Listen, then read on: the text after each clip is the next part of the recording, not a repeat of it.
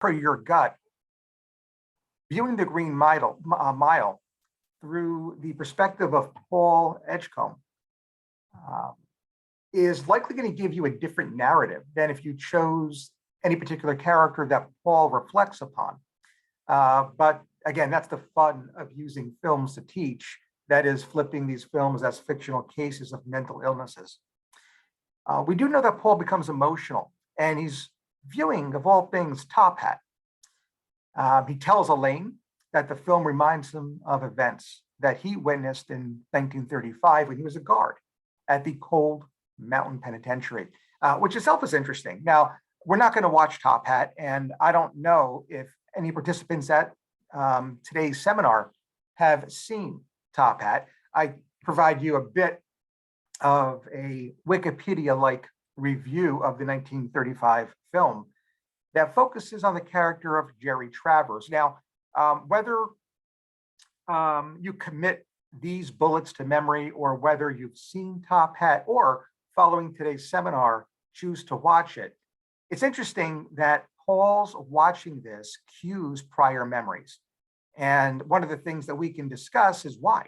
Because if we do choose to view this film through Paul's perspective, his actually getting emotional, his actually having memories conjured because of the plot of Top Hat might guide us as to what's going on with Paul, and therefore what is his most likely illness. So it's something to consider. In the film itself, that is Top Hat, Jerry Travers comes to London to star in a show. He's practicing his dance routine and awakens Dale, who is also in the hotel. Dale storms upstairs to complain, and at first sight, Jerry Travers falls in love. Dale rebuffs Jerry because of a case of mistaken identity. He pursues her all over London, then Venice, and ultimately he manages to convince her to return to the hotel where the previous confusion initiated, and things are then cleared up, resulting in the couple dancing off into the sunset. So that's Top Hat. And again, I just want to plant that seed because as you're watching The Green Mile, I want you to ask yourself, how in the world could such a plot rekindle past subconscious memories in this movie's main character? What is interesting is that it brings up a process that we also have to consider called the loose association.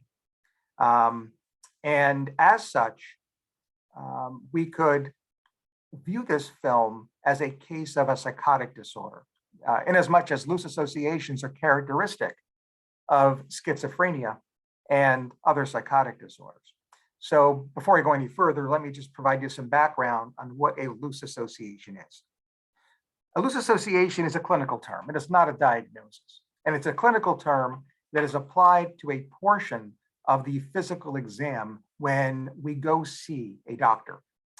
Many of us know that the doctor will sometimes test our eyes, look in our throat, listen to our heart and lungs, etc. But there is a routine component of that same examination that is called the mental status exam. So after your doctor taps your knee with that reflex hammer, they may begin to ask you routine questions that construct what is known as the mental status exam or the MSE. Part of the MSE is focusing on or assessing thought process and or speech. Those two terms are relatively interchangeable. Speech, thought process. Thought process is nothing more than thoughts that underlie verbal communication, speech. So again, whether you call it thought process or whether you call it speech is highly irrelevant. If we were, that is, if you were to provide a mental status assessment, specifically an assessment on speech, where you are the clinician and I was a patient, my hope is that you would report my speech / thought process as linear. Another term we might use is goal directed. Goal-directed speech, linear speech is normal speech. Hopefully, and especially for those who have attended seminars like this before, I begin to make a point, and when I get to that very point, I get there in the shortest distance possible. That is a straight line. And when I'm able to do that, I actually would be demonstrating linear or goal-directed speech, right? So that's considered to be the norm. There are deviations from the norm. That is, there are deficits that may be uncovered within that part of the mental status exam, specifically testing for speech or thought process. Anyone have any guesses as to some examples of these deficits?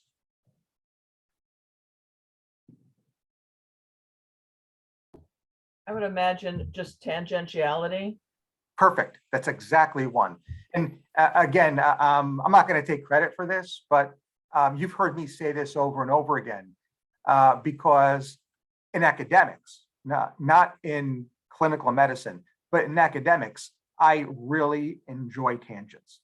Many of you know that when I teach through films, I have a very difficult time sticking to the film that we chose, that we selected for a given seminar. I will bring up 2 or 3 or a half dozen films, and I'll always prompt the discussion of quote unquote, I know I didn't assign this, and I know we're not watching this particular film today, but has anybody ever seen blank? Because get ready to go off on a tangent, right? In academics, I mean, at least from my perspective, and hopefully this audience agrees, that could be informative.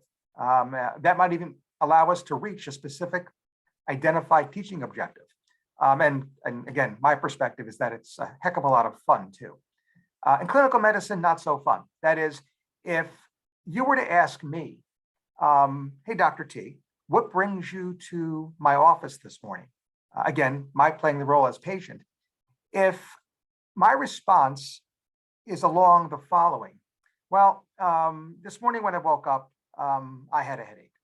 And after I ate, it got worse. So I picked up the phone, and well, when I picked up the phone, what I initially was going to do is call my sister to let her know that the headache that I had yesterday really is continuing. And in continuing through things, I decided not to call my sister. Now, you got to know a little bit more about my sister and the relationship I have with her. We go back obviously a long way. I'm the oldest, blah, blah, blah. And 15 minutes later, you could only guess where this conversation may be ending up. That's a tangential thought process that is referred to as tangential speech. There's a variant of this called circumstantial or circumstantiality, and that is similar to what I just demonstrated to you. The individual veers off topic. However, eventually gets back to the point. Now, how long that takes is incredibly arbitrary. Sometimes it's within seconds. Sometimes it's a heck of a lot longer. But nonetheless, by definition, ultimately, the individual gets to the point. That is not tangentiality, that is circumstantiality, right? So the initial veering off point, but ultimately getting back on track and making that point. So tangentiality, circumstantiality are 2 examples of deficit when focusing or assessing for thought process / speech. There are others. And another example would be the loose association. The loose association. And this is obviously what I brought up in this slide. Loose association, otherwise known as word salad, 2 words, word salad, is when an individual's words that construct their sentence are jumbled up. And therefore, their sentence, plural, their sentences just don't make sense, right? So word salad or looseness of associations is when the individual has significant difficulty formulating sentences. And as such, the sentences make no sense whatsoever. When that happens, we call that a loose association, or we refer to that as word salad. Now, there's one specific example of a loose association / word salad, and it's called clanging. That's clanging with a C. This is when an individual is not only jumbling up the words that construct their sentence, but are putting the words back to back to back, not because they make sense, but instead because they rhyme. So if you were to, I mean, this may come in the form of an answer to a question or not. But for example, if you were to ask me, hey, Dr. T, when are we going to start the movie today? My answer might be at 11:30, Murdy, Gertie, Ferdy, Lurdy. I would hope that if we were in a clinical situation, or even if we weren't, upon hearing that response, you're going to have a double, if not a triple take. Like, what did I just hear? Well, what you heard is a loose association. What you heard may also be referred to as a word salad. And if you want to get to even more specific as to the type of loose association / word salad, you heard a clang association, or you heard clanging, right? So clanging is an example of the loose association. It's an example of word salad. And Dr. T, is neologism still used in the DSM for It word is. salad? Okay. It is. That's a great point. A neologism is another deficit in speech. Here, it's actually not at the level of the sentence, right? A loose association is when you actually, as a clinician, focus on the sentence. The sentence doesn't make sense with the way the words are put together. The neologism takes it one level lower, and that is the word itself is wrong, right? And there's a couple of reasons why that could happen. One, it might be an issue of articulation. So the individual just can't pronounce the word correctly. And that obviously may be age related. It may be mental illness related, or none of the above. It's non-specific. But errors or deficits in articulation are an example of a deficit in speech, albeit at the level of the spoken word.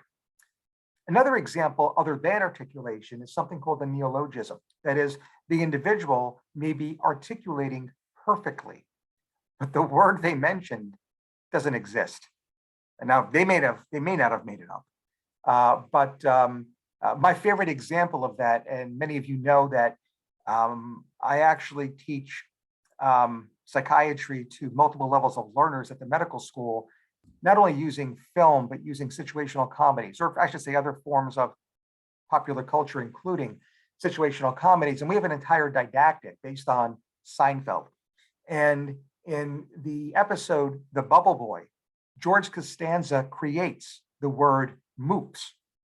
Now it's a misspelling on one of the backs of the cards of Trivial Pursuit, but moops was interjected into the US vocabulary thanks to Larry David way back in the 1990s as a result of this very episode, The Bubble Boy. It is a neologism. It is a word that it just does not exist in an agreed upon language or culture, albeit one now that many of us use for various reasons as a result of that very episode. So George Costanza, when he first spoke that word, when this particular episode premiered, articulated that word perfectly. So this was not a deficit in articulation, but it was a deficit in speech nonetheless. And that type of deficit is called a neologism. Dr. T, I have a quick question. Please. When your thoughts are tangential, can that actually be a learned behavior? Yes. Okay. Yes. I had a feeling. Yeah. So let me give you a couple of examples. One would be modeling. So if an individual, especially during language development, that critical period of language development, which begins at around 2, if in their home, that's the way people talk. mom, dad, other care providers, yeah, it could be modeled and therefore it could be learned. The other way it could be learned is in the home. None of that happened, and therefore it's not due to modeling. But for whatever reason, the individual demonstrates tangentiality, but whatever that reason might have been. There is reinforcement of that individual's behavior. It could be negative reinforcement, it could be positive reinforcement, but in either case, sticking to basic learning principles, that behavior, specifically the tangentiality, the deficit in speech, is reinforced. And anything or any behavior that is reinforced is only going to strengthen. So in that respect, we really don't know why that or what precipitated the tangentiality in this case, but we now are identifying why it is perpetuating.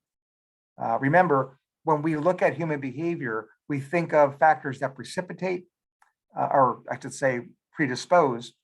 We look at factors that precipitate, and we look at factors that perpetuate the identified behavior, in this case, the tangential speech. And while we really may not identify precipitating factors per se, learning theory, reinforcement theory, that is operant conditioning, may explain why the given behavior is perpetuating. Reinforcement, whether positive or negative, strengthens behavior, and therefore reinforcement will strengthen these behavioral deficits, that is, deficits in speech. So yes.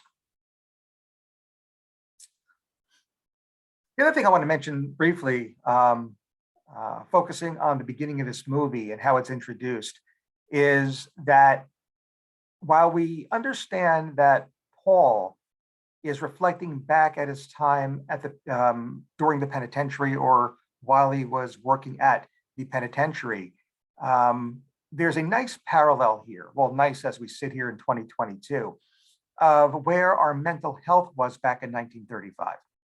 And here, the metaphor is that the prison is really an asylum. And I want you to consider peeking through that proverbial psychiatrist lens to view this movie as a metaphor of the type of psychiatric practice or practices that were employed in our national asylums back in the 30s and 40s. So that's another consideration here as well. So let's start out with some basics and talk about this clinical term called psychosis. In defining what is psychosis, there are three different perspectives I want to take. And the first is that it is defined through a breach in reality testing. Psychosis may also be identified through a deficit in communication. That communication may be verbal or nonverbal. And there are other things to consider as well in the definition of psychosis. The first of which, again, is that breach in reality testing. There are two examples of breaches in reality testing. One is called the hallucination, and the other is called a delusion. Hallucinations are defined as perceptual disturbances, and they may be in any of the five senses that are not cued by an object in one's immediate environment. So if you were to interview a patient/consumer and they told you that they have voices that they hear at night, if the observation is that there are no voices anyone is hearing, there is nothing environmental that is being misinterpreted as voices, very high in your differential is that your patient consumer is experiencing an auditory hallucination. That is, it's a perceptual disturbance of the auditory system that is not being cued by an object, in this case, someone talking perhaps in their immediate environment. If you were, in fact, to uncover that this is actually a misinterpretation of an environmental cue, we do not use the word hallucination. We do not use the term hallucination to describe that process. The clinical term that is substituted is called an illusion. Okay, so an illusion is a misinterpretation of an environmental stimulus. Both hallucinations and illusions are considered perceptual disturbances. In one case, the perceptual disturbance, regardless of what sense or modality it inflicts, is not cued by an object in their environment, and in the other case, it is.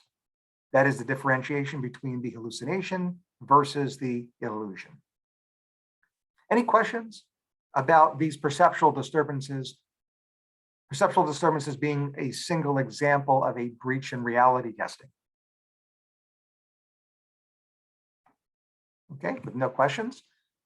We'll go to the other example of a breach in reality testing, and that is the delusion. Now, again, for many of you who actually have been in prior seminars, you may recognize this slide. It's actually one of my favorites. And if you look to the right side of your screen, you'll see different clinical labels of deficits in thought content. Remember when I talked about speech, I said that a related and interchangeable term for speech was thought process. Well, there's another part of one's thoughts, and that is called thought content. Thought content are those very ideas that come to mind. Examples could be suicidal ideation or suicidal thoughts. Another example could be homicidal ideation or homicidal thoughts.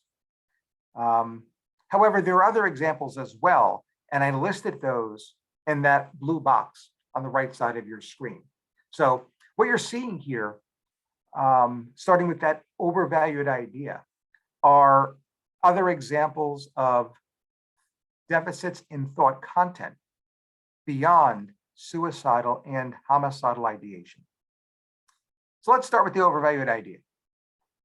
The overvalued idea is that deficit in thought content that arbitrarily is defined through not being clinically significant. We may experience these, or we may label these superstitions, quirks. They go by a lot of names. In clinical practice, we usually refer to the term as the overvalued idea. What separates the overvalued idea from everything below it in that list is that the overvalued idea is not clinically significant. The individual may be or appear quirky, but it is not impairing their functioning in any way. It does not cause clinically significant distress or impairment by definition. The overvalued idea. Examples for those of you who may have watched the game on Sunday. Do we have any Bengals or Rams fans? None, huh? So put yourself in the position of a fan of the Los Angeles Rams, and how with about a minute and a half remaining in this game, the Bengals, in starting their last drive of the game, were about 25 yards from getting into a position to kick a field goal to tie it and send it into overtime. I would suggest, and this is only a guess, that if you were a diehard Los Angeles Rams fan at the beginning of this possession, that is, as soon as they received the kickoff, great field position with only a field goal to tie, and oh, by the way, touchdown wins the game, you were probably not going to get up from your seat. And if somebody tried to get you to switch seats with them, I would think that the most common reply would be, there's no way I'm getting up from this seat. If I do, it'll be bad luck. Now, if you ask the person, do you really think that the outcome of a game literally across the country, what is it, like 5,000 miles or, I'm sorry, 2,600 miles, would actually be altered by where you're sitting in your bedroom, or excuse me, your living room in New Jersey, they're inclined to tell you, no, I understand that, but there's no way you're getting me to leave this seat right now, not with a minute 32 remaining. That is the overvalued idea. A very common practice in fandom, and one that I would again suggest millions of viewers contributed to and demonstrated just this past Sunday. Now, when these thoughts come to mind, if I get up, I will change the course of a football game, and they begin to impair functioning. They begin to cause clinically significant distress or impairment. Then we've moved beyond the overvalued idea. We moved lower in this list. And some of the clinical terms we now can use to describe this thought deficit, this deficit in thought content, include a preoccupation, a rumination, and an obsession. And by far the most common reason why these different deficits cause clinical distress is that they recur. They're not just focused or part of the current situation, they become reoccurring. Preoccupation, rumination, obsession. Now, for all intents and purposes, there really is no huge difference between a preoccupation and rumination, or rumination and obsession. So, for all intents and purposes, these three clinical terms are largely interchangeable. But we have to agree that the common thread, what really links them together, are that they are all clinically significant, because if they weren't, and if they weren't recurrent, they'd be referred to as the overvalued idea. The most severe form of this process is called the delusion. The delusion occurs when the preoccupation or rumination or obsession becomes fixed and rigid. And what I mean by fixed and rigid is that when an individual has this breach in reality testing, if I get up and leave my seat, I can actually manipulate the outcome to football games across the country. If that becomes a fixed belief, meaning that if presented information to the contrary, the individual is unable to be flexible within their thought to incorporate that information, and remains fixed in the belief that where they sit in New Jersey impacts outcomes in California. Now we're talking about a delusion, right? So there is insight, and that's what I put to the left of this slide, in individuals who experience preoccupations, ruminations, and obsessions. That's why those are milder degrees of this whole process. When you talk to someone who has this obsession and talk about how their obsession really doesn't pass the reality testing sniff test, they will tell you something along the lines of, quote unquote, I know it sounds crazy, doc, but I just can't do it without really enduring significant distress. Well, that type of comment demonstrates insight. And that level of insight rules against the delusion. And if clinically significant, rules in for a preoccupation or rumination or obsession. But when the individual loses all insight, they graduate, they evolve to that clinical term at the bottom of that blue box, and they demonstrate a delusion. That is, that breach in reality testing that remains fixed and rigid despite being presented information to the contrary. So that's a review of different deficits in thought content. Again, thought content being yet another component of that mental status examination, one of which is defined through it not being clinically significant. That's the overvalued idea. Everything else below that is in fact clinically significant. The delusion separating out from the rest is that quality that it remains fixed and rigid, that is with zero insight, despite being presented information to the contrary. Preoccupations, ruminations, and obsessions don't obey that rule. Let me pause and ask if anybody has any questions about these deficits in thought content that we see on the right, the last of which, the delusion, is an example of a breach in reality testing.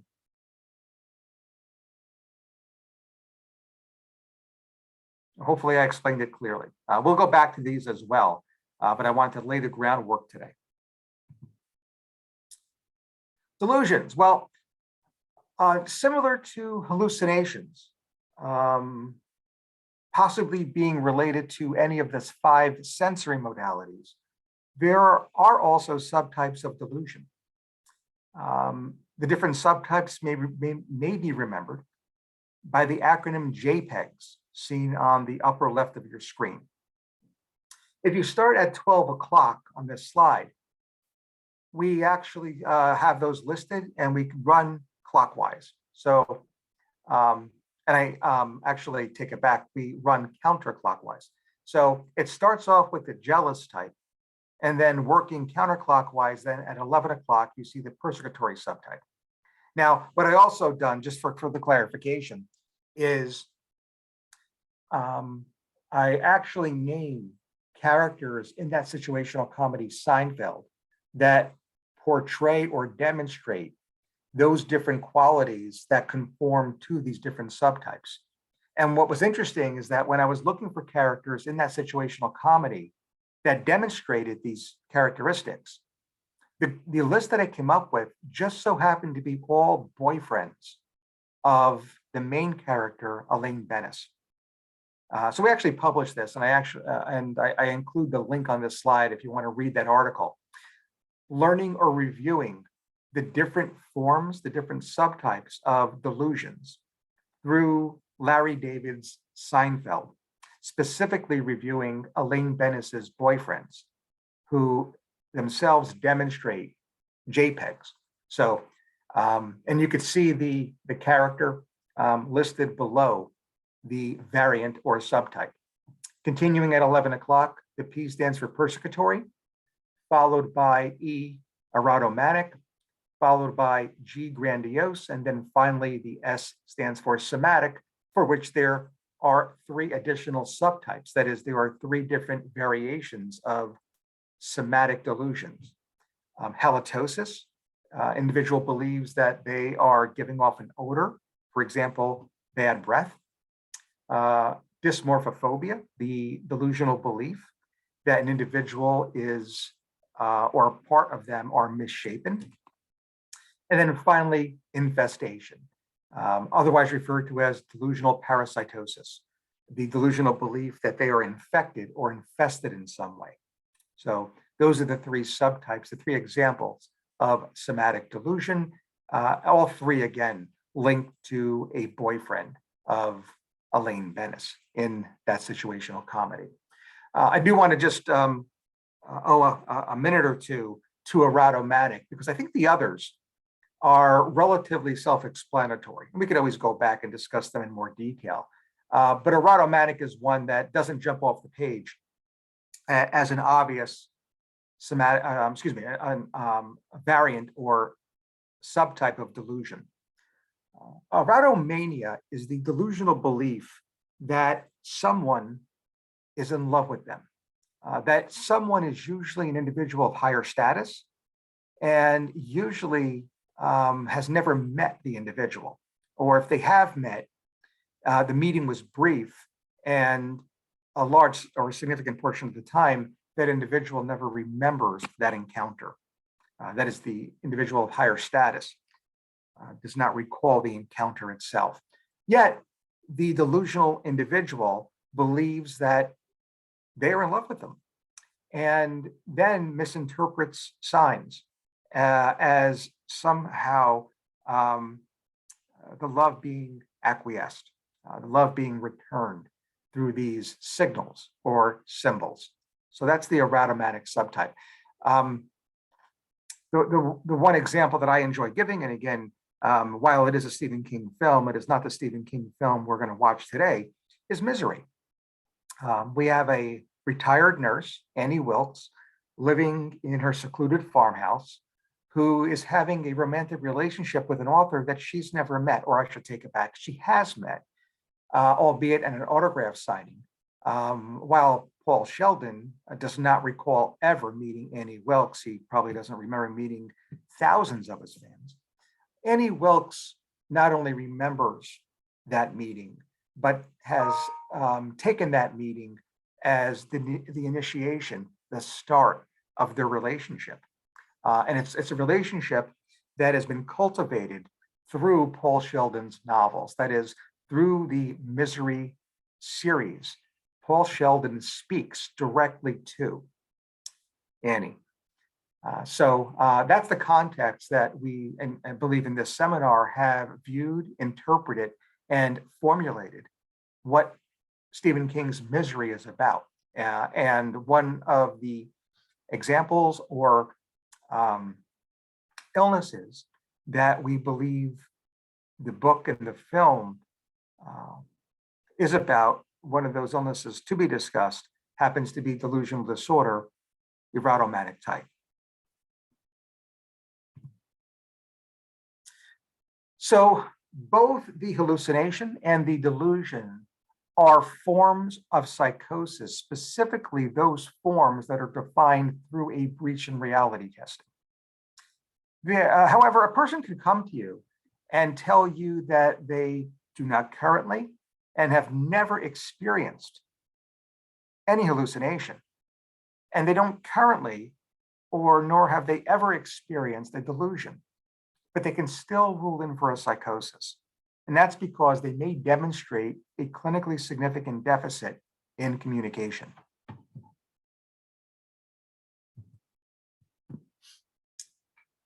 Deficits in communication may be verbal or nonverbal.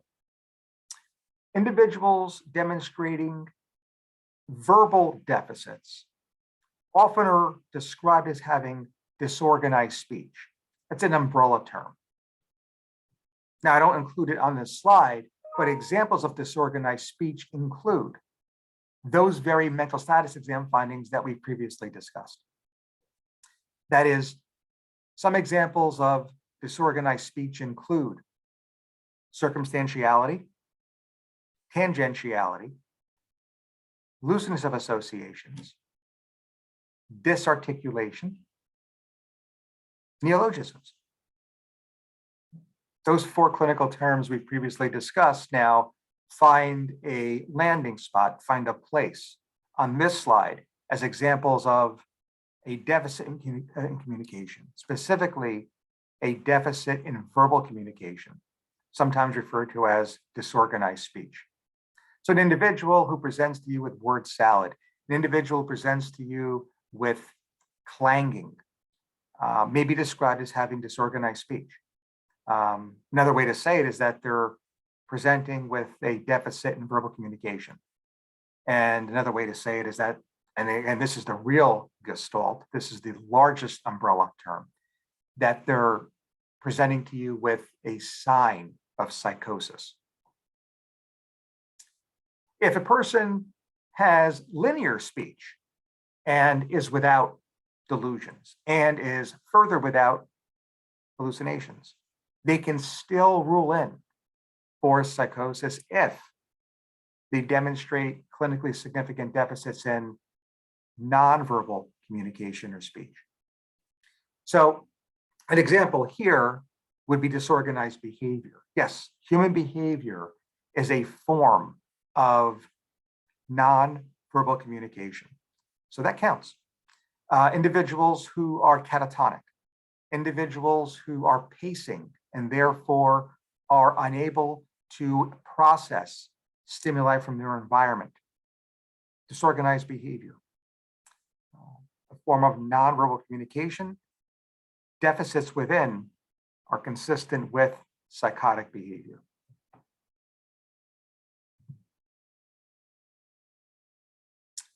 So the question is, what do all of these have in common? Now, I've taken the previous slide, specifically those deficits in communication, And now I've added the previous signs of psychosis reviewed, hallucinations, delusions, that is breach in reality testing. And ask, when we put this all together in a group, what do they all have in common? So I'm going to ask that metaphorically. If anybody has a guess, please feel free to unmute. And why do we do this? We're right up at the top of the hour.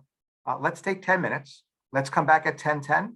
And if somebody has an answer, we'll actually kick off the next hour with our answer. And if, obviously, if nobody has it, I will lead that discussion. Any questions before we go to break?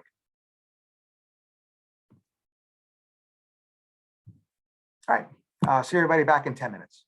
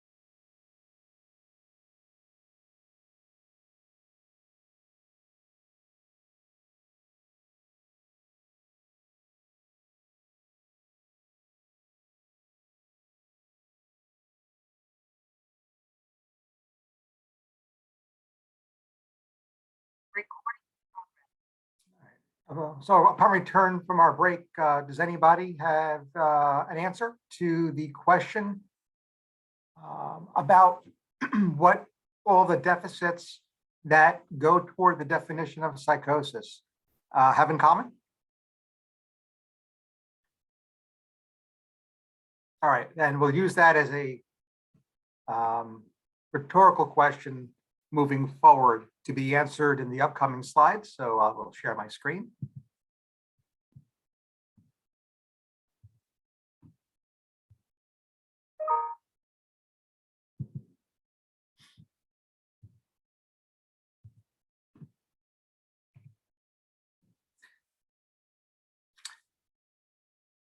First, I just want to review that if an individual presents without a breach in reality testing, without observed deficits in communication, they may still be suffering from psychosis if they are demonstrating aspects of our final category called other.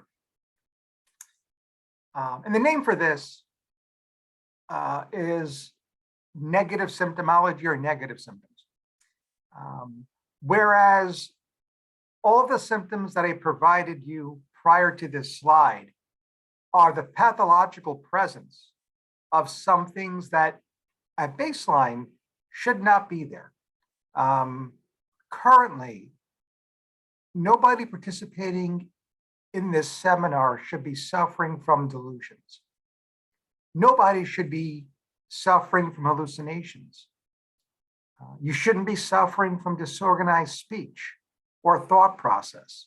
And you should not be suffering or demonstrating any disorganized behaviors. If you are, generally speaking, you are demonstrating something, specifically the pathological presence of things that at baseline normally should not be there. In this final category, we have the direct opposite. That is, we have symptoms defined as the pathological absence of things that at baseline should normally be there. Examples of that pathological absence include what is often referred to as the 5 A's. Now, while that mechanism, that acronym, does help some people remember the list of 5 symptoms on this slide, unfortunately, in my experience, it's very difficult to remember all 5. Even for my residents in training, when they hear negative symptoms, when they hear that they need to list those things that are the pathological absence of something that at normal baseline should be present, but are now not, they usually come up with 3 or 4. If you go by the second initial, with the exception of affective flattening, it does spell out the word plant. And that's not an acronym. That is, the plant acronym is not something that I thought up. And you could see the reference at the bottom of your screen. But it really does help remember, number 1, apathy, right? The pathological absence of motivation. Alogia, the pathological absence of speech. I mentioned affective flattening, which is a flat affect that I'm currently demonstrating for you. That loss of intensity, the pathological absence of intensity of emotion, does go by the first letter, the A in plant. Anhedonia, the pathological absence of interest. And then finally, attention deficit, the pathological absence of attention. So PLANT, all of these are referred to as the negative symptoms. All of these can be remembered through the plant mnemonic. So what causes these? What causes psychosis? Well, again, I think from a very broad perspective, we could always say biopsychosocial factors contribute to the onset of psychosis. And you'd be right. But I want to get into some specifics over the next hour about what may be part of the biological factors contributing to psychotic behavior, psychological factors, and social factors as well. So let's start off with the biological. What you're looking at here is dopamine. Dopamine is a chemical messenger. It's a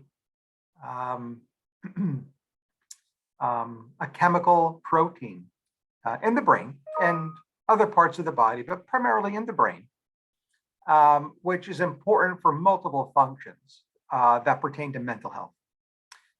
The easy example, especially for today's seminar, is rational thinking. Right? So that's dopamine. When, we always hear about mental illnesses being a quote unquote or due to a quote unquote chemical imbalance. And when the C word is used here, the chemicals that are often referred to in defining that imbalance go by the name of neurotransmitters, that is brain messengers, one example of which you're looking at, dopamine. So in the same way, psychosis is due to a chemical imbalance. Stated more specifically, psychosis is due to a dopamine imbalance. That is the chemical that is central to psychotic behavior, is that chemical messenger named dopamine. Any form of psychosis, no matter what's going on, has dopamine at its core. That is, dopamine is central. It is that final common pathway, irrespective of anything else that's going on in the individual's life. If they are hearing things, if they believe things that are not reality-based, if they're demonstrating disorganized behavior, if they're demonstrating neologisms, irrespective of anything and everything that's going on, ultimately, what is being impacted is dopamine in the central nervous system. So that's why I include examples of substances, that second bullet, and even chemical imbalances that are due to general medical conditions. It doesn't matter. Anything that's disrupting that balance of dopamine in your brain may result in psychosis. Now, we understood this as early as 1952, and that's because of what happened in France. Way back in 1952, a French anesthesiologist was looking to improve the outcomes in his surgical patients. And he recognized that if he could cut down the amount of anesthesia he was using, he could significantly reduce perioperative morbidity and mortality. Unfortunately, you just can't cut an anesthesia dose in half because you do not want your patient alert during major surgeries. So what he did was he supplemented his anesthesia dose with a chemical called hibernotherapy. Hibernotherapy was very sedating, and it allowed him to significantly reduce his anesthesia dosing. And he found that by doing so, by combining hibernotherapy with a lower dose of his anesthesia, he did, in fact, reduce the morbidity and mortality of his patients postoperatively. Largely because of the agitation that was reduced, the delirium that was reduced at or around the time of surgery. Anesthesia contributing significant to the delirium and agitation. He told a friend of his who had a patient cohort that also demonstrated significant agitation. These were individuals who were struggling with schizophrenia, his friend being a psychiatrist. His friend used hibernotherapy on his patients, and he found that it also significantly reduced agitation among his patient cohort. He also noticed that his schizophrenia patients were also complaining about hallucinations significantly less, and less delusions as well. And in 2 short years, in 1954, hibernotherapy, now with the the generic name of chlorpromazine was FDA approved for use in the United States for schizophrenia. We understood how hibernotherapy or chlorpromazine worked. It works by reducing the amount of dopamine in the brain. And therefore, we begin to understand that increased levels of dopamine likely contributed to these psychotic conditions like schizophrenia. And from there was born the dopamine hypothesis of psychosis. And that still largely operates today. And so that's the background to how we discovered that dopamine, specifically excess dopamine in the central nervous system, the brain, causes schizophrenia.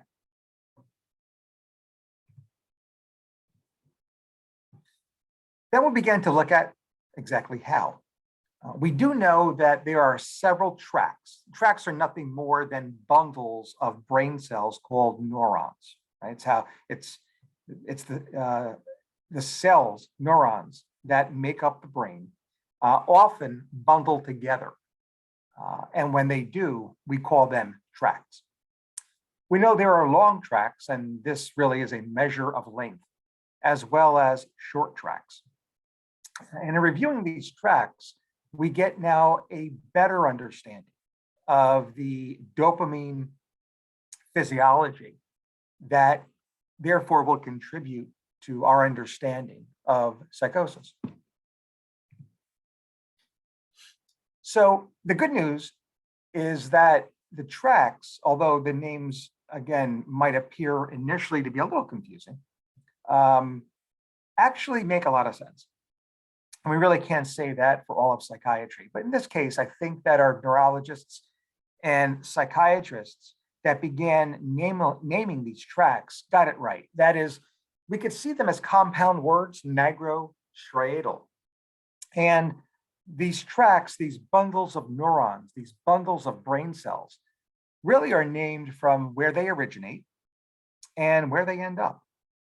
For example, we know that the origins, called the cell bodies, of the nigrostriatal tract begin in the nigro region of the brain, specifically the substantia nigra, okay, Latin term. But for all intents and purposes, we'll call it the nigro area of the brain. And they project to, they end at the striatum, another area of the brain. And you can see it in blue here, right? Again, that's a wonderful artist's depiction. By the way, I did not draw that brain. Very simplistic, but it serves our purpose. From the nigro to the striatum, hence nigrostriatal tract. This particular tract, this particular bundle of neurons, synthesizes most of the brain's dopamine. And it is very integral in movement disorders. That is, if you have normal dopamine in your nigrostriatal tract or any point along that track, you will have normal movement. If you have too much dopamine, you will have too much movement, often referred to as a hyperkinetic movement disorder, Huntington's disease. If you have too low a measure of dopamine at this very track, at any point along the nigrostriatal tract, you will have a paucity or a poverty of movement. An example would be Parkinson's disease. Right? So this tract is central to movement disorders, whether it's too high, too low, or just right. The second tract is called the mesolimbic tract, originating in the meso, that means middle of the brain, and projecting to ending in the limbic system, hence mesolimbic. Here, we see problems when there is too much dopamine. When there is a hyperactivity, when there are larger levels of dopamine than normal, we actually see those positive symptoms of schizophrenia. those symptoms that are the pathological presence of things that at baseline should not be there. Excess dopamine at any point in the mesolimbic tract may result in delusions, may result in hallucinations, may result in disorganized speech or thought process, or may result in disorganized behavior. Now, all four are not only examples of positive symptoms, but all four are also examples of hyperactivity of dopamine in the mesolimbic tract. The mesocortical tract begins in this very same area as our prior tract, meso, but projects to a different area in the brain, specifically the cortex, hence mesocortical.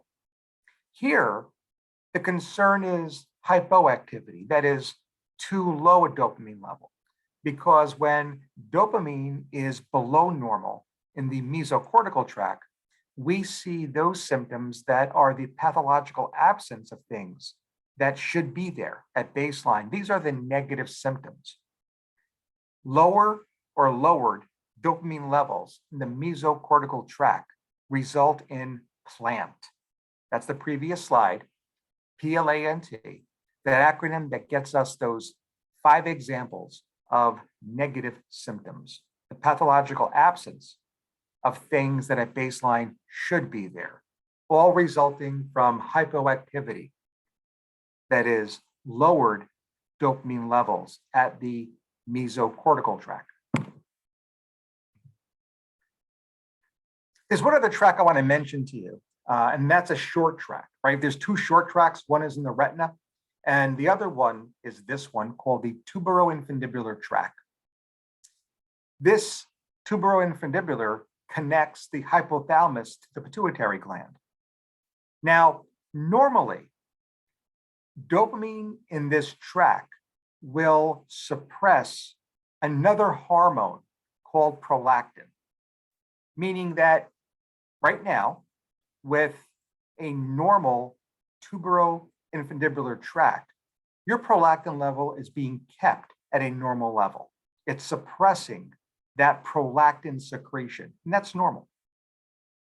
If the dopamine in this tract were to be disrupted, if it were to be too low, you are going to lose that suppression. And the net result is that you are going to actually have too much prolactin. There's going to be an overabundance of this hormone in your bloodstream. And we see this with medication side effect. A lot of the medications that we prescribe, that is, medications from or in the antipsychotic class, aim to lower dopamine because dopamine being too high directly impacts psychosis, right? That's the mesolimbic tract. Unfortunately, when we provide a medication, the medication doesn't exert its effects in only one specific area of the brain. We don't have a mesolimbic specific medication to give. When we lower dopamine, while the objective is to lower it at the level of that mesolimbic tract, the fact is it lowers dopamine everywhere in the central nervous system. And when dopamine is lowered in other areas, for instance, the tuberoinfundibular tract, as a side effect of that medication, you may lose that prolactin suppression. And therefore, the net result will be hyperprolactinemia, right? So this hormone will actually be excessively high as a medication side effect, specifically as a side effect from lowering dopamine in that tract that connects the hypothalamus to the pituitary gland. And here is just a table that summarizes everything that we just discussed. I really would point and focus your attention to the first 2 rows, mesolimbic and mesocortical functioning. Nigrostriatal and tuberoinfundibular tracts, those last 2 rows, are really implicated in pharmacotherapy. They're really implicated in medication side effect. And while that's important, it really isn't the focus of today's seminar. What is the focus of today's seminar is the mesolimbic and mesocortical rows. And for that, if you remember the acronym CLOWN, hence me pivoting from today's film, The Green Mile, to another Stephen King film, It, Pennywise, the Dancing Clown, upper right of your slide. CLOWN, looking at the mesocortical tract, the C in cortical being highlighted. When dopamine is too low, you get negative symptoms. So if you just remember clown, you'll know that the mesocortical matches with low dopamine levels, which then links to negative symptoms, meaning that the direct opposite then defines the mesolimbic tract, that is high positive. So that might be an easy acronym, an easier way to remember and differentiating mesocortical functioning from mesolimbic functioning. Again, cortical, low, negative, limbic, high, positive. So, and again, these two rows, the limbic and the cortical functioning, these two tracks are the most important to understand. The other two, rows 3 and 4, nigrostriatal, tuberoinfundibular, really focus on pharmacotherapy, psychopharmacology, not psychopathology. We're talking about psychopathology, we're talking about mental illness, and therefore I really think the only two rows you have to look at today would be those that are defined through the mesolimbic and mesocortical tracts.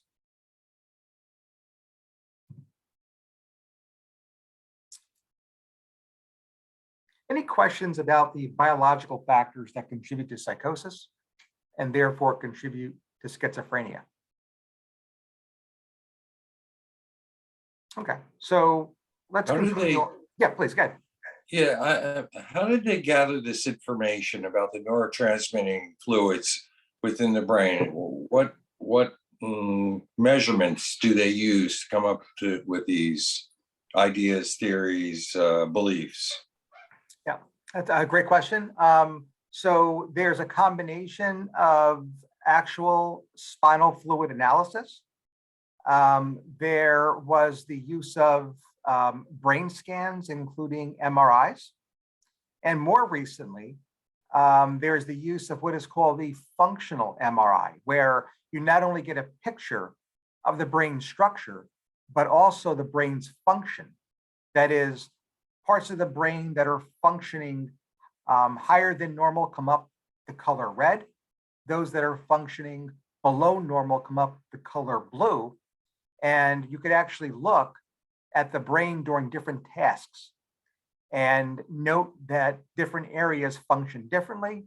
And now that we know that different areas have different chemicals associated with them, we can then relate the chemicals being either too high or too low in those areas of the brain during these different tasks, including disorganized behavior, disorganized speech, etc. So a combination of mapping the brain initially with spinal fluid analysis, and then ultimately by pairing those findings with the more emerging technologies, including functional MRI. Does that make sense? Yes, it does. What classification are antipsychotics? And what can you tell me about tardive dyskinesia? You know, you see the commercials all the time, and I thought that was the old antipsychotics and that the new ones weren't going to be causing that as much. Correct. Okay. So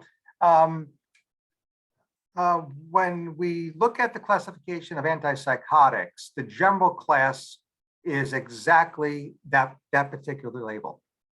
Antipsychotics are considered to be a class of medication that itself is subdivided into two different categories. There are different names, and therefore it lends some confusion. But I think the names that are arbitrarily agreed upon would be number one, first generation, referred to as the typical agents, the typical with a T. And then we have the second generation, or the atypicals, right? So those names match up quite nicely. So first versus second generation, typical versus atypical. The first generation antipsychotics, the origins date back to 1952, as my previous slide showed. And while I don't have the exact date, I'm thinking it was the early 70s. The atypical generation, the second generation antipsychotics were born out of the discovery of clozapine. Okay, that's clozaril. That's the first atypical or second generation discovered. And that was discovered also by mistake. It was actually a molecule, a substance that was discovered upon the investigation of looking for a better benzodiazepine, which is a sedative, right? So those are the two general subclasses of antipsychotics. Now, remember that the goal here is to lower dopamine, specifically lower dopamine in that mesolimbic tract. And when you do that successfully, you will have a person tell you that their delusions, their hallucinations, their disorganized speech, their disorganized behavior is improved. That's the goal, right? Unfortunately, we can't just lower dopamine at that one level of the brain and allow dopamine to function normally in all the other areas. There just isn't that type of treatment.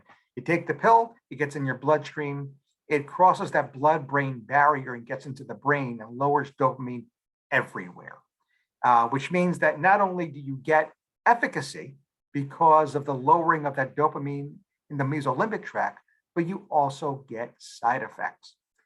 And some side effects occur when dopamine is lowered outside of the major bundles of the brain called the pyramids. And those side effects are referred to as extra pyramid side effects, AKA the extrapyramidal side effects, or the EPS, right? So we could talk a little bit about EPS. Again, the general idea is that dopamine is being lowered in areas of the brain other than where needed. And one general area of the brain is outside of the major bundles called the pyramids. Hence, the label for these type of side effects are called extra pyramid, outside of the pyramids side effects, or EPS. So what are some examples? Well, now we begin to discuss this along the lines of what is usually referred to as the rule of fours. So it's really effective to break the EPS down in terms of when they're likely to occur to really better understand them. So the earliest of these EPS occur within 4 hours to 4 days. I mean, they're hyperacute. They occur like often, I mean, quickly. The example of this, 4 hours to 4 days, is something called dystonia. Dystonia, a very fancy neurological term for muscle cramp. So if you ever had a writer's cramp, you have experienced dystonia. Now, if you experience the writer's cramp, we know it's because of the way you're holding a pen or a pencil. On the other hand, you may not have touched one of these for days, but you get one of these because you just started a new medication. You just started a new antipsychotic, and therefore you are experiencing an EPS called dystonia, or acute dystonia, because it happens very rapidly or when it happens, I should say. It occurs very rapidly between 4 hours and 4 days. Next, 4 days to 4 weeks is a condition, a side effect, an EPS, called akathisia. Again, very fancy neurological term that describes motor restlessness, okay, fidgetiness. People who are standing feel that they may have to rock and shift their weight back and forth. If they're standing, they may feel they have to pace. If they're sitting, they're rocking back and forth, or they're fidgety. Akathisia, okay? Most common side effect, that is most common EPS, but one that occurs a little bit later, in this case, 4 days to 4 weeks. Further examples, 4 weeks to 4 months. There are 2 examples here. One is called postural tremor. So really, basically, there's 2 types of tremors we're talking about. One is called postural tremor, or PT. Postural tremor is that tremor that is elicited, that is observed when an individual is holding their hands out straight and their fingers are spread apart. Because what's happening here is that the individual has tremor against gravity, right? They're trying to defy gravity, and that defiance of gravity is inducing the tremor. So we call that postural tremor. The word postural actually identifies that it is against gravity. It's a side effect. The other type of tremor is when the patient is not defying gravity. That is, their arms are simply at their sides, and their hands are moving, their arms are trembling.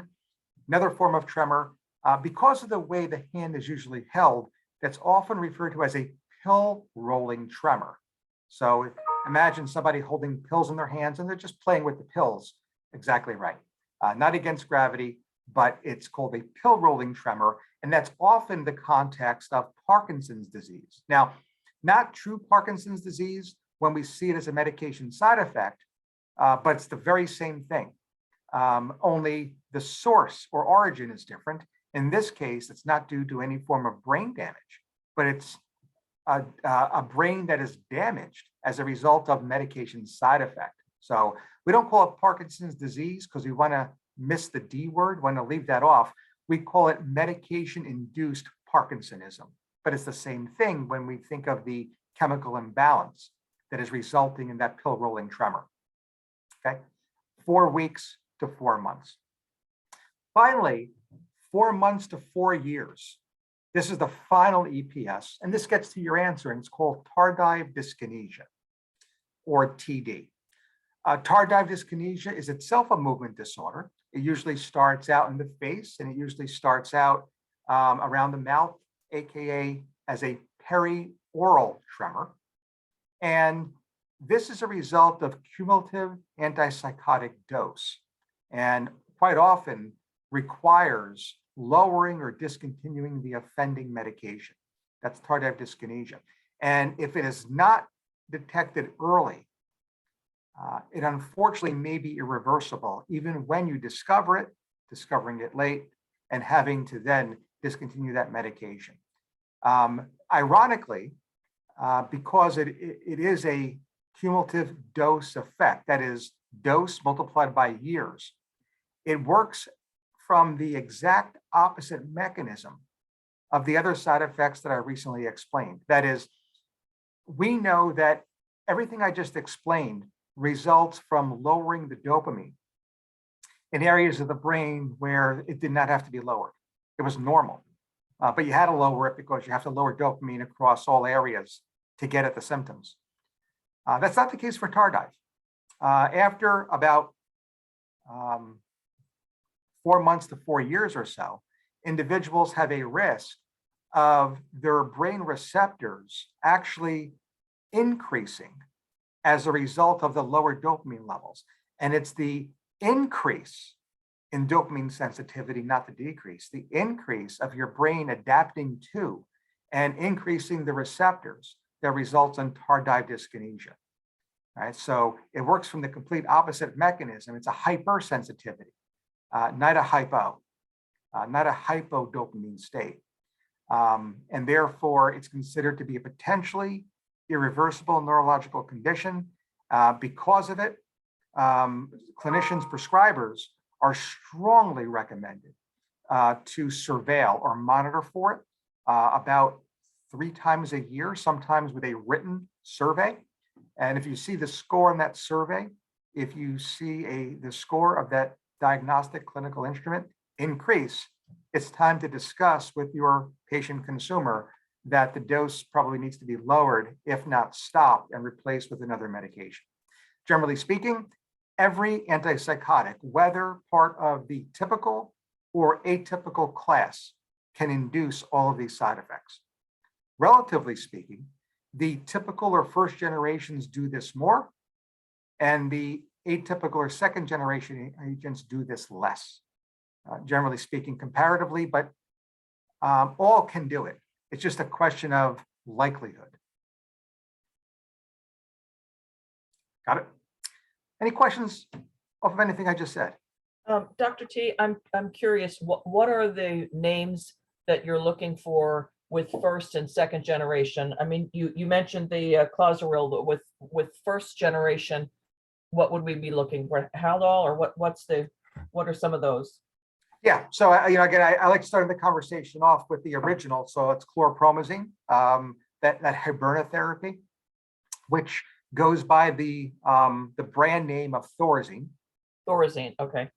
But I think the most commonly prescribed is the one you just actually named. It's haloperidol. That's Haldol. Some of the atypical names would be the ones that you're seeing on TV every day. So that's olanzapine, which is Zyprexa. That is quetiapine with a Q, which is Seroquel. That is risperidone, which is risperidol. Those are the commonly prescribed atypical or second generation antipsychotics. Okay. And the rigid gait that we sometimes see with folks that are on that's just one of these manifestations. Yeah, that would be part of the Parkinsonism. So the pill-rolling tremor, that fenestrating, unstable gait, what is referred to as the masked facies of Parkinsonism, the difficulty initiating movement, Parkinsonism, it is clinically indistinguishable from Parkinson's disease, right? The only thing that differentiates is that in Parkinson's disease, the dopamine is too low because the brain cells are dying. Whereas in medication-induced Parkinsonism, the dopamine is low because of the medication side effect in the same exact area of the brain. That is that nigrostriatal tract. Thank you.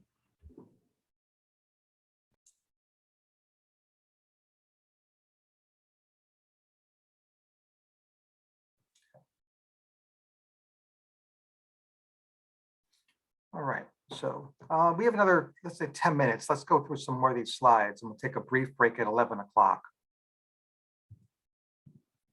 Oops, I think I just put my slide up here and forgot to share my screen. All right. Here we go. So that completes the bio part of the biopsychosocial etiology of psychosis. So let's take a little bit of time talking about the psychosocial aspects. And here I'm combining the psychological with the social, okay? One is projection. This slide fills out with other examples of psychosocial factors contributing to either the onset or perpetuation of psychotic behavior. So let's start with projection. I often like bringing this up to make a major teaching point, and that is projection in and of itself is not pathological.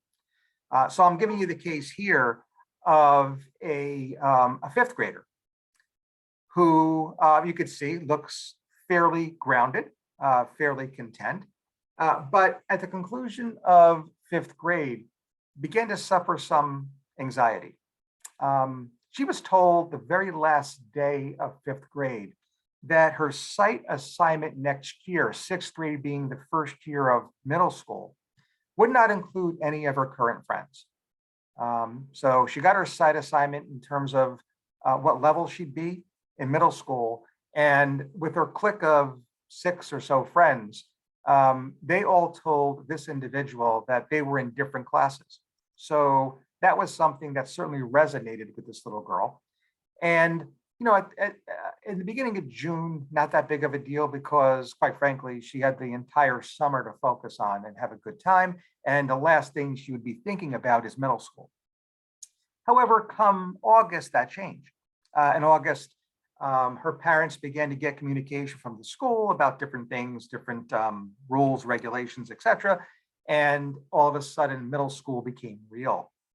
So first day of middle school was approaching. Her anxiety was ramped up. And the first day of school, her father gets a phone call. It's from his wife saying that, you know, your girl is going to be recess is going to be at 3 o'clock. Why don't you go pick her up today? It'll be a nice surprise given that it's her first day of middle school. So the dad goes and drives to the middle school, picks her up. Of course, what any parent would ask, how was your first day of school? And the conversation at home is one that neither party would ever forget. In this case, the drive back to home was about 10 minutes, and there was about a half an hour of conversation that was jammed into 10 minutes. This was rapid speech. Right? And as they've turned on to the street in their development, the conversation itself became focused on one of her teachers. And it was the case of Mr. R. And one of the teachers that this child was focusing on just so happened to have an amputated arm. And what this child was doing was focusing on a lot of the conversation around this, that is conjecture and hyperbole, that this person actually hated his students and nobody did well in his class. And what was being communicated to the dad in this ride was that Mr. R hates me. He hates me because I have 2 arms. He has never passed anyone who did not have an amputation themselves. And fine, Dad, if you want your perfect little girl to continue to get straight A's, just buy me an X. I'll chop off my arm, I'll get an A in this class, and I'll remain perfect in your eyes. With that, the car comes to a stop in the driveway. This little girl gets out of the car, runs into the house, and now her father is sitting in that driveway thinking, what in the world just happened? So I ask you, and I will stop sharing my screen, what happened? What would your next step be?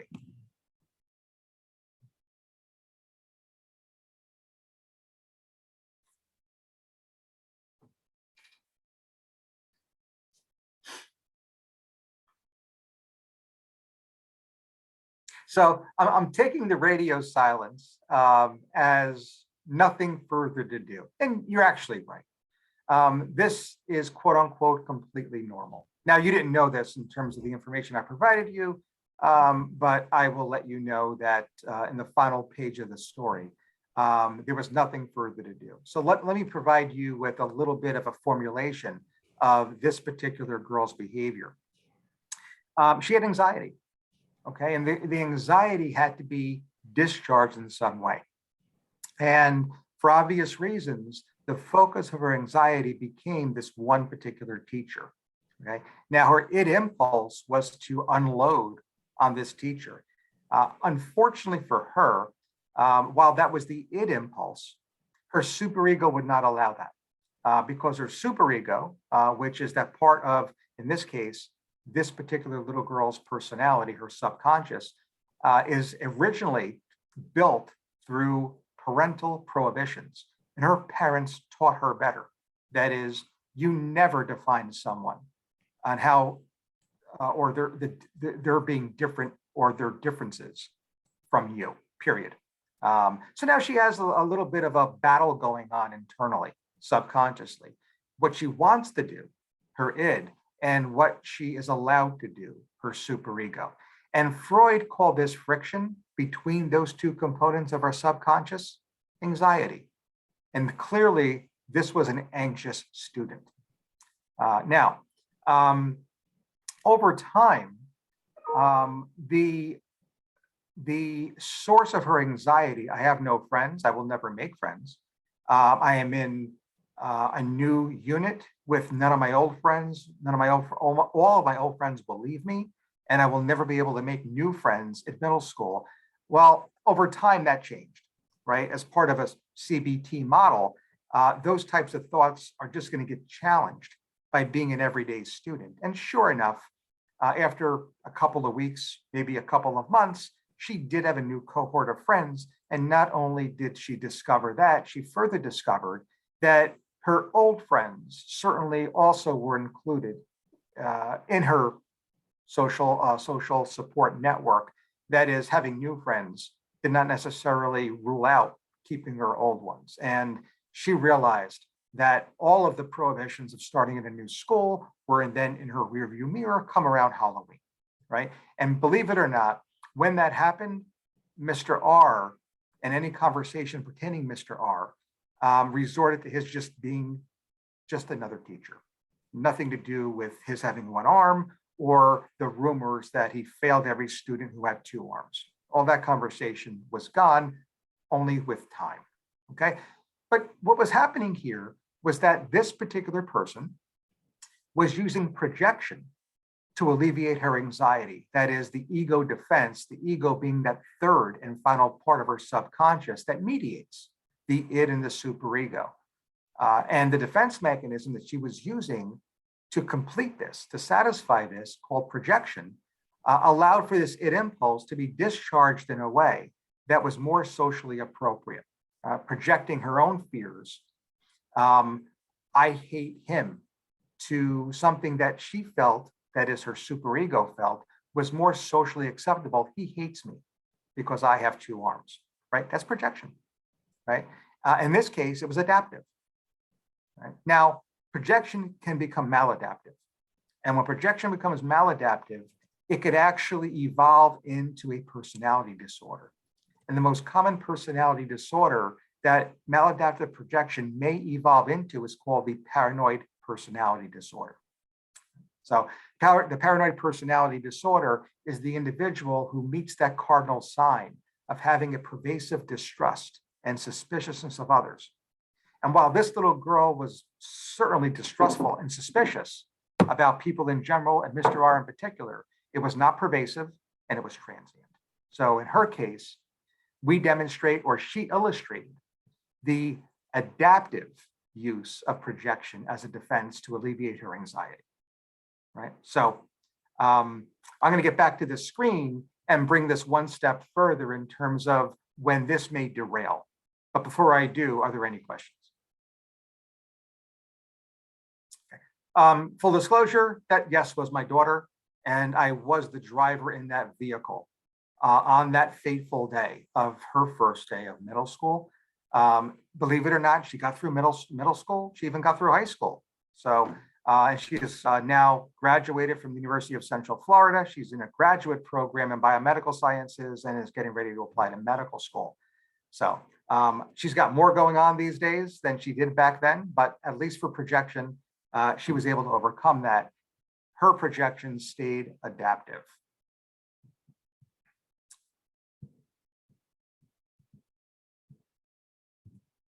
All right.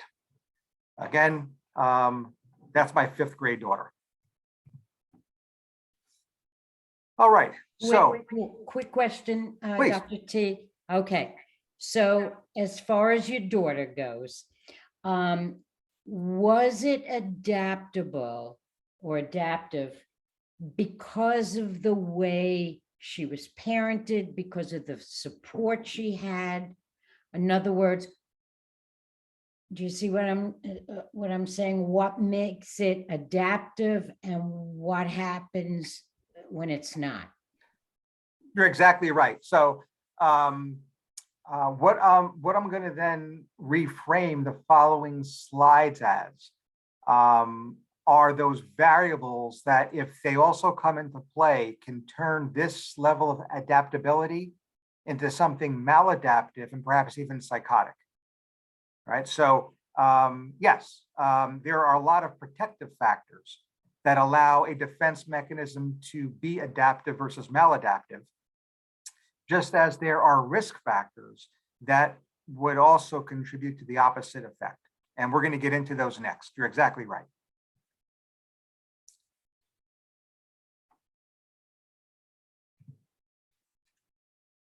One of those risk factors that might result in an adaptive defense of any type, in this case, as an example, projection, resulting in something different, is a situation called the double bind. This was originally described by Greg Bateson,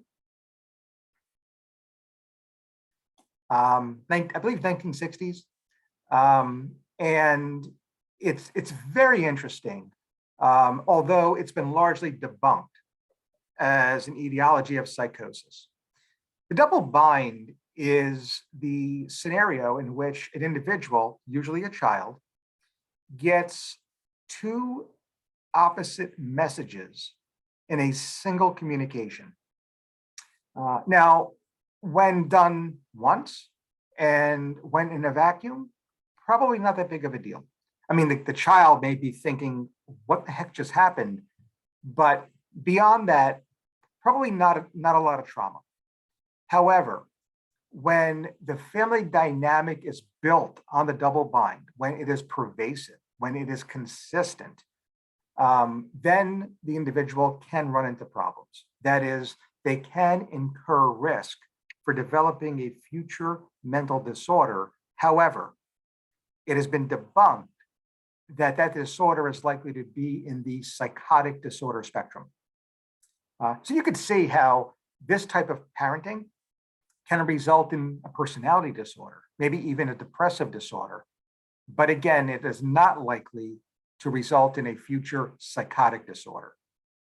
One example I like to give is when an older brother pushes his younger sister down and she cries, and primary caregiver runs into the room and says, "What happened?" Upon discovering that brother shoved sister, the mom uses corporal punishment. And while spanking her son, or the dad, his son, is saying, "I told you never lay hands on your sister."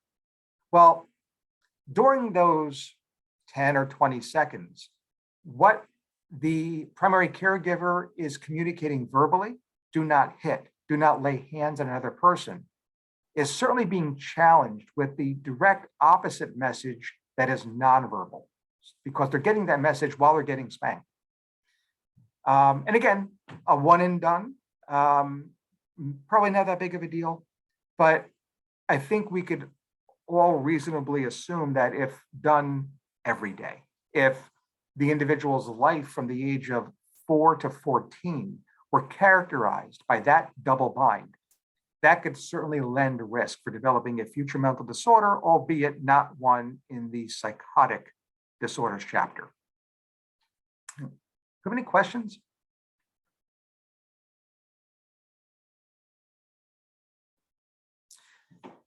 As an exercise in learning what the double bind is, we have a video that we produced where music, which in my personal estimation, my personal bias, is incredible. So great melody. When you're processing the video through your auditory senses, you're listening, it's an awesome video. But the music is matched to visual images that are anything but, because it is a video that reviews real life serial killers.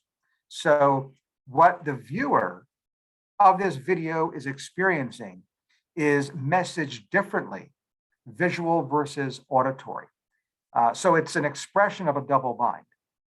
Well, again, it's not going to lend, it's not going to increase your risk of developing a mental disorder, but it's an artistic representation and an artistic way to teach this process called the double bind. In this case, pairing visual images that are certainly potentially objectionable. It's not gory. Pairing that with music that is acceptable, and again, in my personal, it's Guns N' Roses. So my personal bias is awesome. When you pair the two, we have two opposite messages in that single correspondence, that single video. And I posted on YouTube the link where you can actually watch that video. By the way, there's also elements to this video that have objectives beyond demonstrating the double bind. That is, all the serial killers in this are matched to films that were inspired by the serial killer. And if you can name those, you certainly would be well represented in my class. So check it out and let me know what you think. We also thought that whether because of the double bind or other parenting styles, that there were primary caregivers, and since this was originally floated in the 50s, that was usually the mom, may itself induce schizophrenia. Hence the term of the schizophrenogenic mother. Again, in addition to the double bind, that primary caregiver was usually characterized as being very emotionally cold, distant, and a disciplinarian, very harshly so. And it was thought that that type of parenting style can induce or result in future schizophrenia. Again, this has been debunked. This actually comes from the real case of Ed Gein, whose mother, I believe her name was Augusta, was incredibly domineering. And his only friend, Ed's father and brother, his older brother, died in a suspicious fire years prior. And he grew up with his mother, who really forbade him to have any friends outside of the home. So she is the only thing he ever knew. And Ed Gein ultimately was diagnosed with schizophrenia, and the schizophrenic mother hypothesis was therefore floated. Again, very soon, relatively soon thereafter, this particular psychosocial theory of what causes schizophrenia was debunked.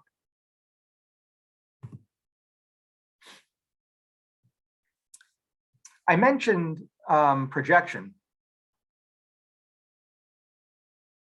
and how it can actually become maladaptive. And if it became maladaptive, it may lend risk to future mental illness. And the most common mental disorder that is likely to result from this entire process is called the paranoid personality disorder. The paranoid personality disorder is one of 3 disorders that is classified in the personality disorders chapter of the DSM, specifically classified as a cluster A personality disorder. The personality disorders chapter in the DSM is broken down into 3 groups or clusters, the first of which is titled the cluster A personality disorders, of which paranoid personality is one. I'm going to pause here. Actually, why don't we do this, unless there's an objection? Why don't we plan to work right up to 11:30, and then following a break, at that point, begin our film. Is that okay?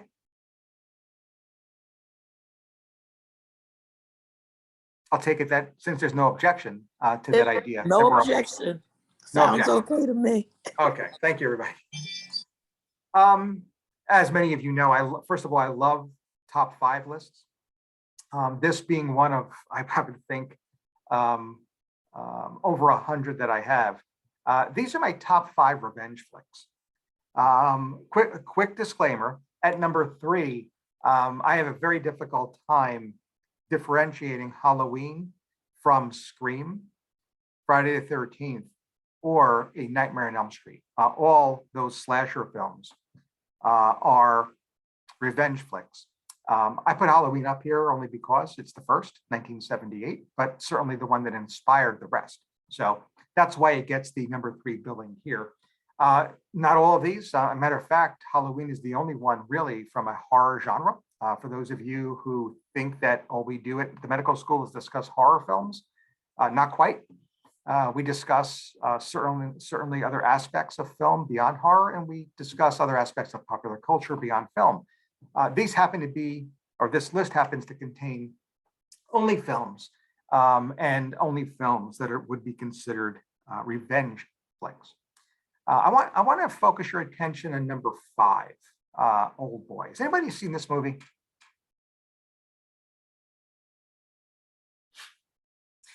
So I'm not going to give anything away. First and foremost, I would definitively and strongly recommend every film on this list. Without a doubt, at some point in your life, I hope you look back on this list and say, seen it 5 times. Old Boy. Old Boy demonstrates the paranoid personality disorder. And its demonstration of the paranoid personality disorder is such that I think it might be the most resonating film to teach this condition. Not only is it an absolute terrific movie, not only does it clearly is it clearly justified in being a top 5 film in this particular genre, but it also holds a very, very special place in our nation's history. Anybody know what role this movie played in quote unquote recent events? Recent being since 2000. I think maybe the Virginia Tech killing. Exactly right. Okay, Old Boy, its self-depicting paranoid personality disorder also had a very significant effect on Mr. Cho, who at the time was a graduate student at Virginia Tech. That is, himself afflicted with this very condition. He believed this movie spoke to him in some way. And because it did, he decided that he was going to do the exact same thing that the individual, the main character in the film does, in as much as it is a revenge flick. And because Mr. Cho did in fact have a pervasive distrust and suspiciousness of others, that is the cardinal defining feature of the paranoid personality disorder, Old Boy was the precipitant to the Virginia Tech massacre. So a very, very strange film to watch. When you complete this film, I mean, you'll have, again, a very dual feeling of how incredible of a movie it was and how horrifying a film it was, despite it not being in the horror genre.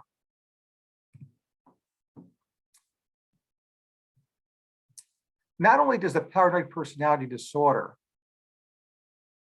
impose risk of developing schizophrenia and other future psychoses,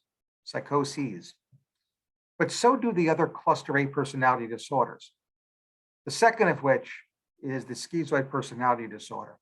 And this personality disorder, again, and what we're doing here is we're talking about diagnoses of the American Psychiatric Association, specifically personality disorders, that if an individual rules in for, confers risk of developing future schizophrenia and or other psychotic disorders.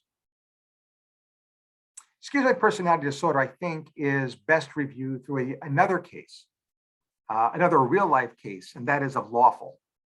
I know that folks that have attended this seminar have heard this before, but in case you haven't, Lawful is himself an undergraduate at Harvard University, and during a sophomore year, signs up for a research study in the School of Sociology.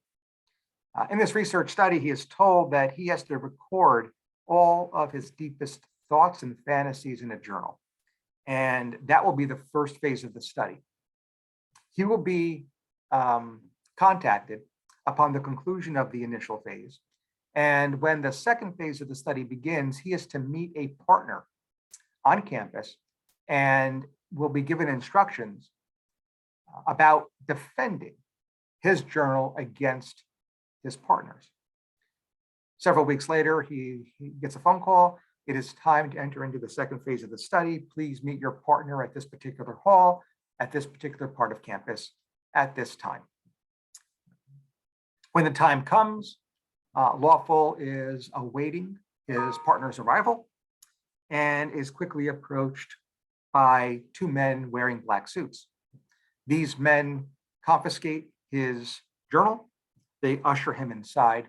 They bring him to a lecture hall that is filled to capacity, over 500 students.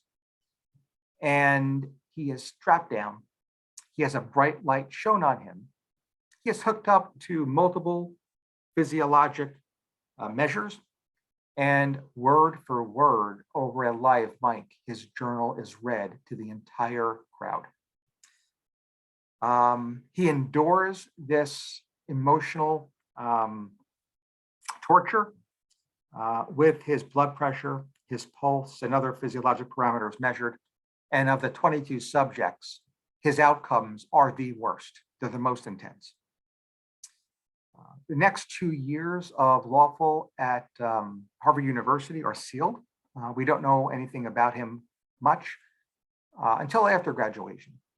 There, we pick up his trail again at the University of Michigan, where he gets a PhD in a branch of astrophysics. And there he excels.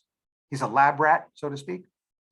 Upon getting there, upon the first few weeks of his becoming a graduate student, he actually solves an equation that has stumped his faculty for months. His thesis is outstanding. His mentor is on record as saying that about a half dozen people in the country would even understand his thesis, much less be able to defend it. So absolutely outstanding performance as a graduate student at the University of Michigan. From there, he gets a job as an assistant professor at Cal Berkeley. And it's there that things begin to unravel for Lawful. He has a very difficult time standing and teaching in front of a class. He stutters. He paces. He feels very socially awkward, very anxious. And as soon as the lecture is completed, he will run out of the lecture hall, despite the fact that several students often come to the podium to ask him questions post-lecture. He is unable to hold office hours. He locks his door in his office. And when his students knock during office hours, he stays silent and he waits for them to leave, often leaving campus hours later to assure an escape. When people do approach him, he paces and he runs away.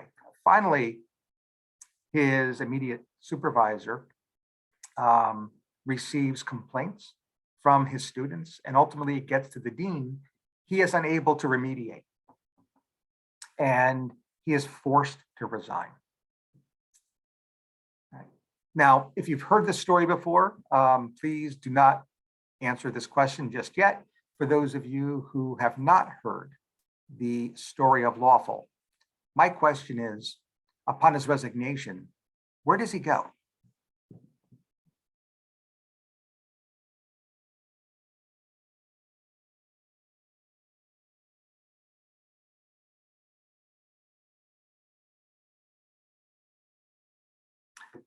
For anyone that may have heard this before, would you like to provide the answer? Into the woods. He definitely goes into the woods. Specifically, he goes into the Montana woods. And there he lives in a cabin, which is very small, with no running water, no electricity. And he lives off the land. And he is absolutely 100% content. And he's there for several weeks to months. One day he comes across a hiker and he thinks that he needs to go back to his original campsite, that it's too overpopulated where he's at, and running into a hiker is something that is intolerable. So he goes on a 5-day hike back to his original campsite. And when he gets back there, in the months that have intervened, he sees that a road has been built. And upon seeing that road, he decompensates.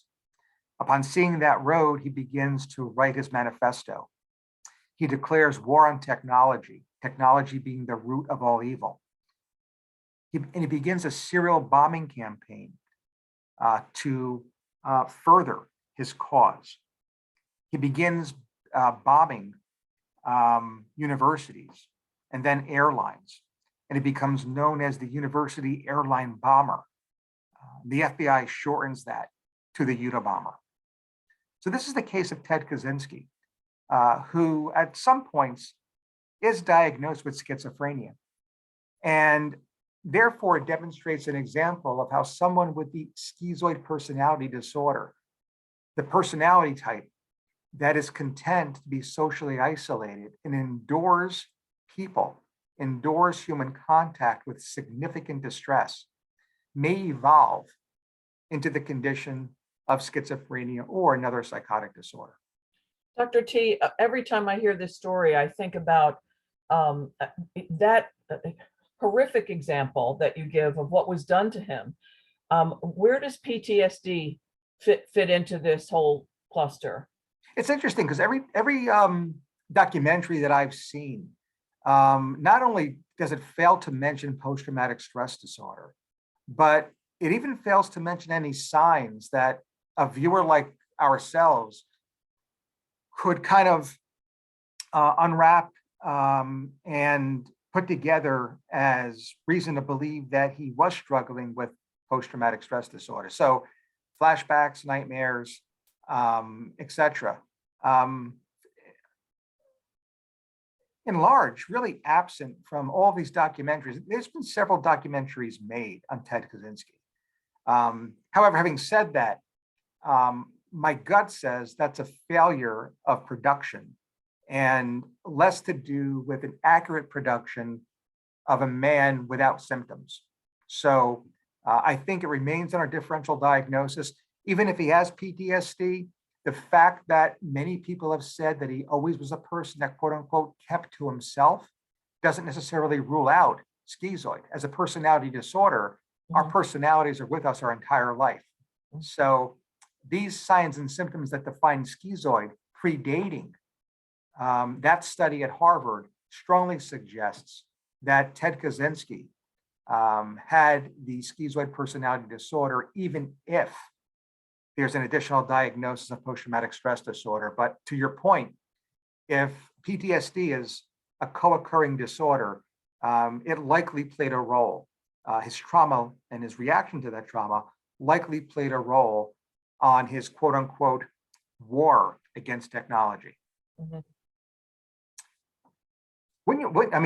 I mean, in a safe room, I would love, I mean, really as a psychiatrist, I would love to have Kaczynski and Zuckerberg in a room with a three-party discussion moderated by a psychiatrist. That would be just an extraordinary dialogue. I mean, again, Kaczynski's IQ was measured to be over 170. I mean, literally classified as a genius. Having that conversation take place between Zuckerberg and Kaczynski for a psychiatrist would be an incredible experience. By the way, for Twilight Zone fans, original Twilight Zone fans, one of the most classic episodes ever created, Time Enough at Last, depicts a character portrayed by Burgess Meredith as a schizoid personality disorder. If you're like me, you probably watch up to 18 hours of the Twilight Zone marathon every New Year's Day. Kudos. No doubt one of the episodes that runs, and they'll run it really close to prime time because it is one of the more popular episodes, that's Time Enough at Last. By the way, if you ever want to see the original glasses worn by Burgess Meredith in that episode, they're at the Tower of Terror in Orlando. They're in Disney World. So check it out.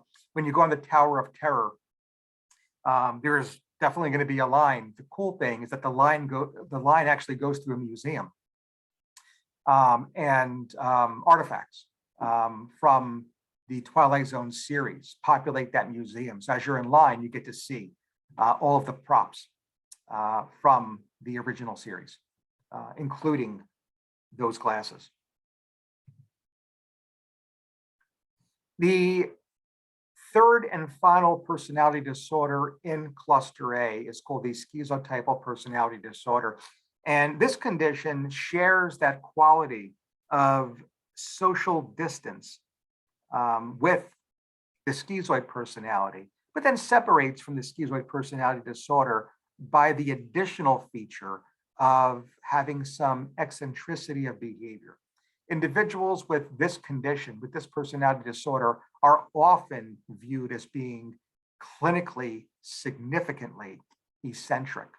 And it's that quality that defines the schizotypal personality disorder and is best in my opinion, is best demonstrated through the mysterious case of Sarah W. So again, I believe I've spoken about this before. We've had personality disorders seminars in the past. But for those of you who may not know the case of Sarah W., I want to briefly review. So Sarah comes to clinical attention upon the death of her husband. And instead of seeing a psychiatrist, she actually sees a clairvoyant. And she discusses her depression. She discusses her dysphoria with the clairvoyant. And the clairvoyant tells her that the reason why she's depressed is because she is haunted by all of the ghosts from the Civil War that have died at the hands of your husband's invention. Her husband having created the Winchester rifle, the rifle that won the war. So the clairvoyant's recommendation is for Sarah to undergo an exorcism. And as soon as she is exorcised from those ghosts, she is to sell off all of her assets in Massachusetts, in the Boston area, and move as far away from this place as you can. And she does just that. After the exorcism, Sarah moves her estate to present-day San Jose, California. And she moves into a mansion. And as soon as she moves in, she is of the belief that the ghosts may find her, which again is something the clairvoyant warned her against. And as a way to prevent that, she begins construction on her home, both the interior as well as the exterior. The belief that if the ghosts find her, they will be unable to enter her safe space because of the ongoing construction. She employs no less than 9 teams of construction workers to continually work on her home 24 hours a day, every single day of the year. And for about 30 to 40 years, the construction literally never stops. Upon her death, the construction stops at a halt. There are some revisions and renovations that are made, and the Winchester Mystery House is now a tourist attraction. It is a historic landmark and property of the state of California. It is something that you can certainly tour. And I will always recommend that if you're within 2 hours of San Jose, taking that detour and committing to that hour tour and actually seeing the house that is the direct result of someone struggling with schizotypal personality is well worth that detour. So Sarah's beliefs were not delusional. They were not psychotic. They were incredibly eccentric. And as such, she was struggling with the schizotypal personality, traits of which predated her husband's death. So are likely to have been due to her personality and not a mental disorder resulting from the death of her husband, something like a depressive disorder. So that's the Winchester Mystery House. That is the case of Sarah Winchester, again, an individual who was afflicted with the schizotypal personality disorder, that personality disorder that not only is defined through social distance and emotional distance, but additionally through some significant eccentricity of behavior. All right, so it's 11:28 now.